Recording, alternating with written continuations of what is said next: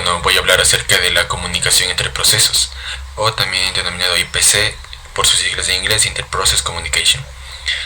La comunicación entre procesos es la base fundamental, el pilar fundamental de cada sistema operativo distribuido.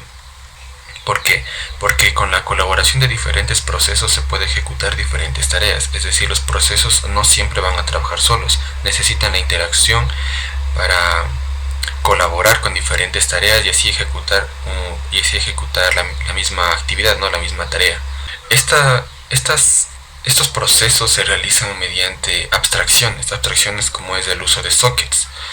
¿Para qué se utiliza esta abstracción del socket?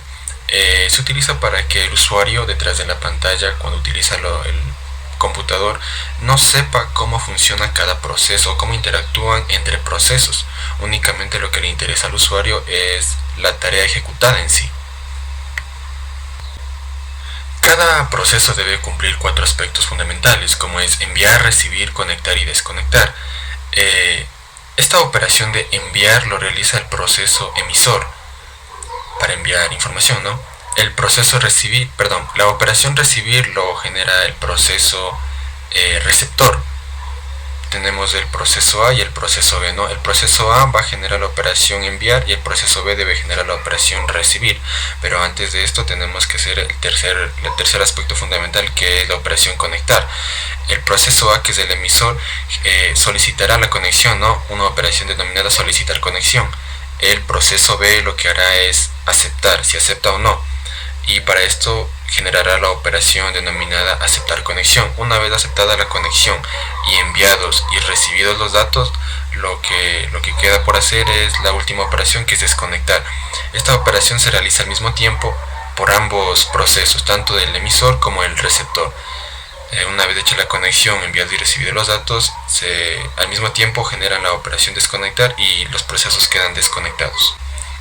Por ejemplo, nosotros al utilizar el navegador casi todos los días, ¿no? En la actualidad, lo que hace es un navegador web, es decir, el usuario está utilizando el navegador web, vendría a ser el proceso emisor, y el servidor web en donde está alojada la información que desea el usuario al navegar sería el servidor web, ¿no? El proceso receptor. Entonces lo que hace el navegador web es enviar una petición de conectar al servidor web. Una vez que el servidor web acepta la petición de conectar, procede el proceso emisor a enviar la operación de enviar datos, ¿no? De enviar la información.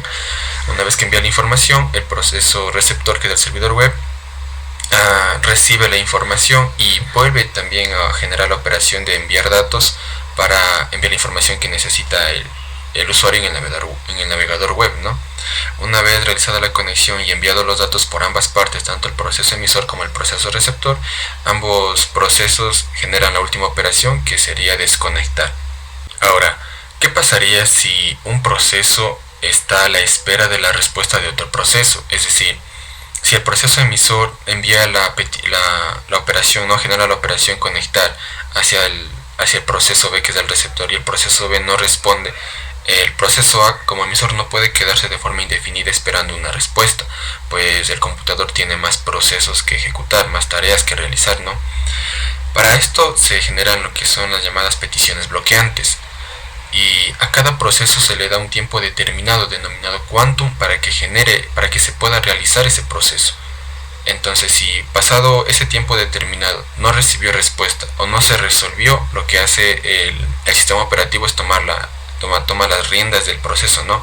Y lo que hace es descartar o más bien, si tenemos una fila de procesos, poner este proceso en la última posición para que se puedan seguir ejecutando los procesos que están en fila, ¿no? Ahora, si el proceso necesariamente debe recibir una respuesta, esto se denomina como una comunicación síncrona. ¿Por qué? Porque el proceso, para poder seguir ejecutando su trabajo, sus tareas, lo que hace es necesita la respuesta de otro proceso. Es decir, la entrada de este proceso, para que pueda seguir trabajando, necesita la salida del proceso B, el proceso de salida. Ahora, si no necesitara la respuesta para seguir trabajando este proceso, se denomina una comunicación asíncrona. ¿Cómo es esto? El proceso A, que es el emisor, envía una petición al proceso B, y este proceso B no le envía la respuesta. Esto no interfiere en la tarea que está ejecutando este proceso. Puede enviar o no la respuesta del proceso receptor, pero el proceso emisor, el proceso original, va a seguir trabajando sin la necesidad de esperar la respuesta del otro proceso. También tenemos dos tipos de comunicación, que es unicast y multicast. El tipo de comunicación unicast, o también llamado unidifusión, es cuando un computador envía información a un solo computador. No envía, supongamos que el computador está en una red de una empresa, en una red local de una empresa. Ese computador debe enviar información únicamente al computador destinatario, no puede enviar a todas las computadoras de la empresa. Esa es una comunicación unicast o unidifusión. El tipo de comunicación multicast o multidifusión es cuando ese computador de la misma red de esa empresa local, ¿no? de esa red local, envía información a todas las computadoras de la red. No tiene una computadora como preferencia, ¿no? Envía la información a todas las computadoras. A eso se denomina una comunicación multicast o multidifusión. También existe un pequeño inconveniente al momento de transmitir los datos, ¿no? La representación de los datos. Si un proceso de un computador A, el proceso emisor, y el proceso receptor del computador B trabajan con diferentes arquitecturas, la transferencia de datos va a ser algo complicado, porque supongamos que el computador A con el proceso emisor trabaja con una arquitectura Big Endian, en donde el bit más significativo viene a ser el que está a la derecha, a la izquierda, y el proceso receptor de la computadora B trabaja en una arquitectura Little Endian, en donde el bit más significativo viene a ser el que está a la derecha. Al momento de transmitir los datos, la transferencia de datos en sí, va a existir un truncamiento de datos y no se podrá ni enviar ni recibir los datos. Para esto lo que se propone es una especie de traducción, ¿no? Si mi computador A, el proceso emisor, está trabajando con la arquitectura Big Endian, donde mi bit más significativo es el de la izquierda, lo que se hace es, se podría decir, traducir a la arquitectura destinataria, que es Little Endian. Entonces se traduce a la arquitectura Little Endian, y el proceso receptor de la computadora B puede recibir los datos e interpretar los datos sin ningún problema. Eso se podría hacer en ambas partes, ¿no? Tanto del proceso receptor al emisor como del emisor al receptor. Ahora también se propone otra solución, que es una representación externa. Esto quiere decir que el proceso A, el proceso de la computadora, el proceso emisor, traduce a un lenguaje, digamos así, más globalizado por las computadoras. Entonces, si el computador A necesita enviar información y se está trabajando con diferente arquitectura, lo que se hace es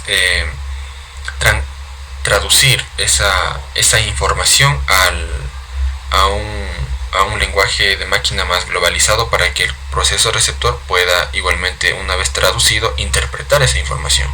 Por ejemplo, si yo tengo mi computador trabajando en lenguaje alemán y otra computadora trabajando en lenguaje español, si yo quisiera comunicarme entre ambos computadores, un usuario común no va a entender ni el lenguaje de español alemán ni del alemán español, es por poner un ejemplo. Lo que se hace es traducir a un lenguaje más globalizado, que vendría a ser el inglés. Entonces el alemán se traduce al inglés y llega así la información al proceso receptor. Ese proceso receptor lo que hace es traducir del inglés al español, y así es como proceden con la comunicación. Para finalizar, ¿no? ¿Cómo se gestiona estos procesos desarrollados, ¿no? que utilizan diferentes recursos del computador? El sistema operativo tiene una especie de diagrama de eventos, en donde se detalla la secuencia de eventos y peticiones bloqueantes.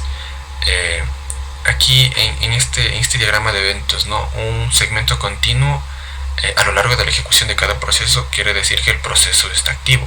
Pero si se viera un segmento discontinuo, quiere decir que el proceso presenta diferentes bloqueos, ¿no? Esto es por las peticiones bloqueantes. Y las funcionalidades la comunicación entre procesos pueden clasificarse de acuerdo a los niveles de abstracción, ¿no? Yendo desde la transferencia de datos, puede ser en serie o en paralelo. La transferencia de datos en serie es cuando se pasa de proceso a proceso, de bit a bit, y la transferencia en paralelo es cuando pasa una serie de bits de forma concurrente de proceso a proceso, ¿no? Y también se puede llegar a otro nivel en donde ya los procesos se vienen a denominar procedimientos o métodos remotos. Esto ya es a un nivel más alto, del nivel más bajo al nivel más alto. Este ha sido mi resumen de la comunicación entre procesos. Gracias.